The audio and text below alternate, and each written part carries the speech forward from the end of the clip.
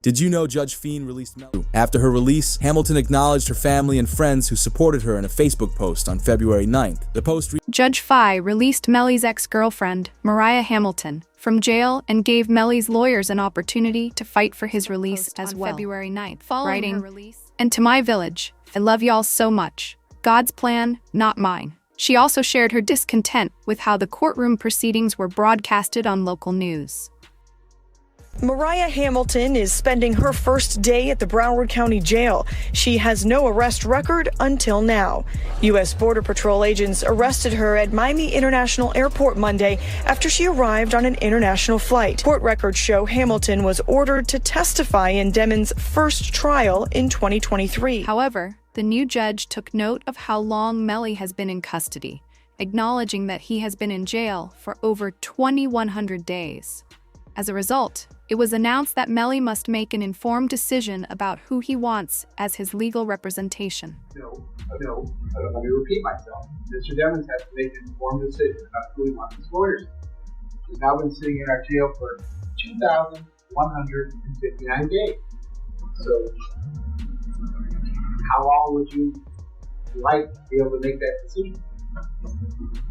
I can't determine when the investigation will be over. That's the Broward Sheriff's Office, but I can, as I said, I'm asking for, and then I'm asking for at least a day or two. You can decide by tomorrow. I've also reserved all of tomorrow.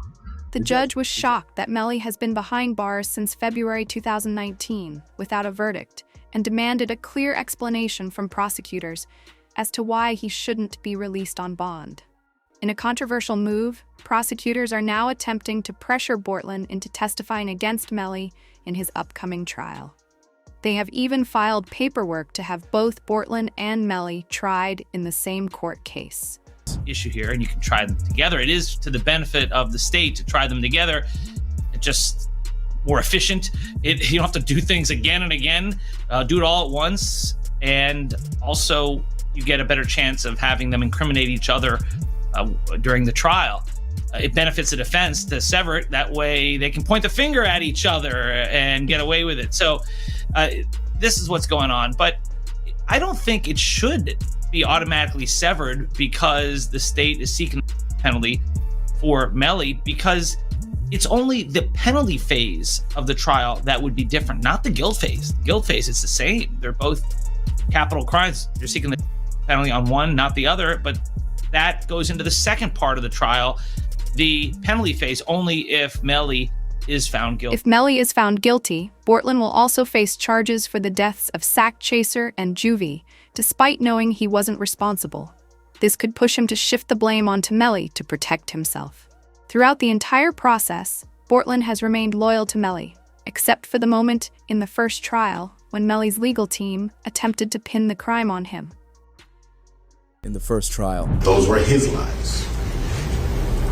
Cortland Henry shows up at Memorial Hospital, Miramar. You don't see him sitting there, but where you will see him sitting is in the driver's seat of a car with two bodies, a car riddled with bullets. And when he shows up with a change of clothing, change of shirt,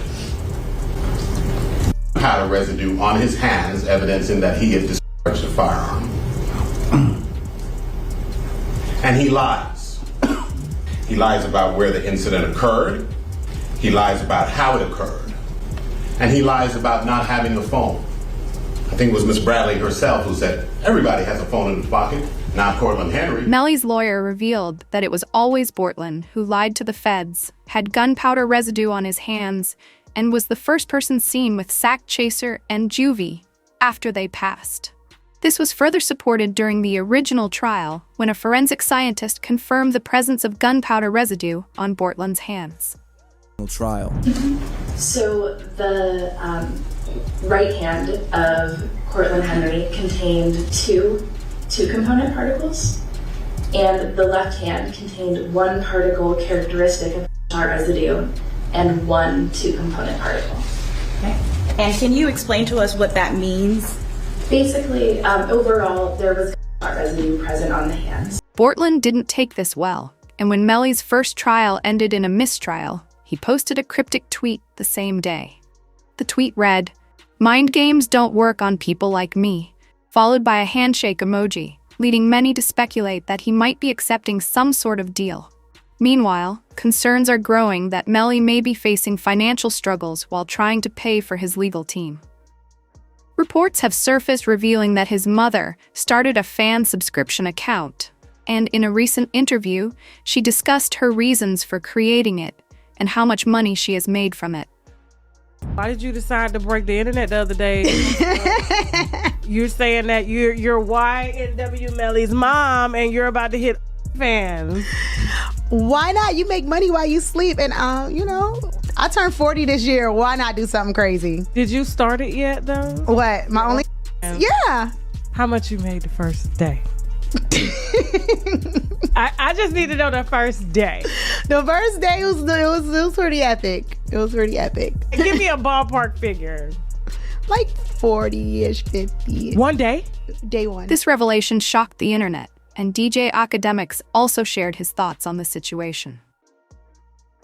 Mom has announced that she's going to be starting to own. And I got to be honest with y'all, man, like, this is perplexing. The reason why it's perplexing is because I can't understand why she's doing this. Your son is fighting for his life. How much, there's certain mothers in hip hop, and you probably could name a few, I won't name all of them, that I feel like their son became stars, but they also wanted to be stars as well. Blueface's mom is one of them. The situation between Melly's mom and Melly, I always thought was interesting, but I never thought she'd be doing this. If you're wondering if she's doing this for money, this can't be a money play. Like, no way, no how. Academics believes the issue isn't about money, but social media disagreed. In an interview with No Jumper, Melly's mom and brother discussed the amount of money he has been spending. While his mom made it seem like everything was fine, his brother called out Melly's excessive spending habits. I would assume that he spent a lot of money on lawyers. Like an amount that would probably... That kid spent a lot of money on a lot of things that shouldn't have been spent on. Really? Like what else? And cars, jewelry. And he's not even out to wear the jewelry. I'm like, why are you buying jewelry? You're not here to wear the jewelry. No, definitely lawyers are probably the best thing you can spend That's money what on. bro.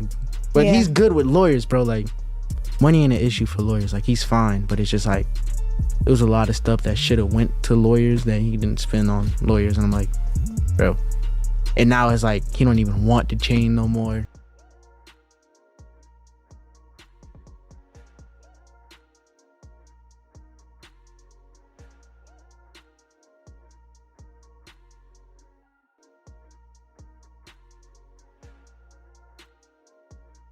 In Melly's mother's defense, she has been through a lot with his ongoing trial and is likely using this as a way to take her mind off the situation.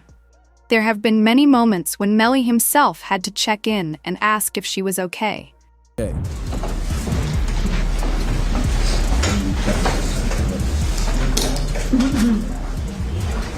Sorry.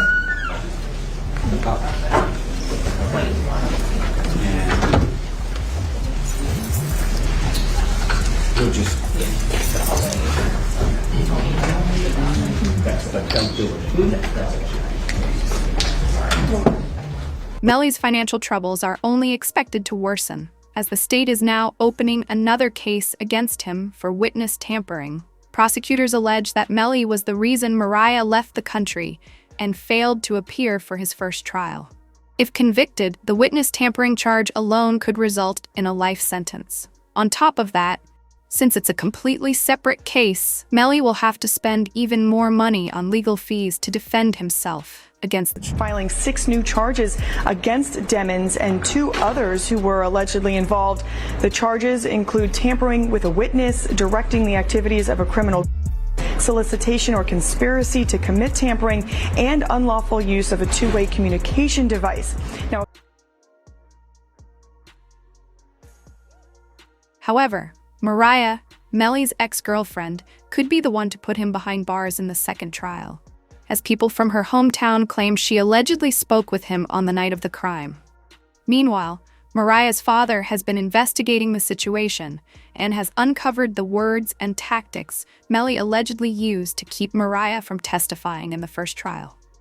There was this kind of crazy way that Melly was communicating. He wasn't allowed to use the phone, but he was passing notes to people, and then this person's calling this person and then that person. Seems like to me they're going through extreme measures, try to cover up or convince people not to testify, like Mariah mom. They was using code words like Rihanna and A$AP Rocky's baby mom. And with the state pursuing a witness tampering charge against Melly, they have completely cut off his access to jail phones and restricted his ability to read his mail. In response, his mother, Jamie King, has spoken out, calling the restrictions unfair since he has not been convicted of any charges. My son has not been convicted of anything, and even other inmates that have been convicted or anything, they have the right to use a telephone. They have a right to be allowed to write letters to their loved ones, to receive their mail. They hold his mail, they don't give it. With Jamie talking about Melly not being treated right on the inside, it sparked some attention online. We heard from Charleston White, who said, "This is how Melly deserves to be living in jail." Even the